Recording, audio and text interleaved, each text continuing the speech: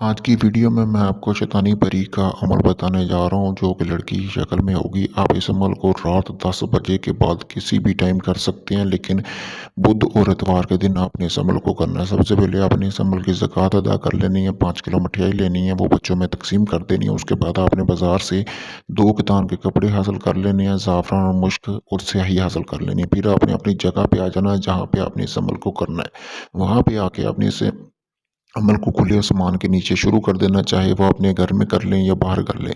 उसके बाद आपने करना क्या है कि चीनी के प्याले में चीनी का प्याला भी साथ ले आना है। उसके बाद आपने, जैसा कि आपको ये तिलिस्म नज़र आ रही है, 2 कितान के कपड़ों के ऊपर आपने इसको अच्छी तरह लिख लेना। लिखने के बाद एक तिलिस्म को आपने उस चीनी के प्याले में रख के जला देना है।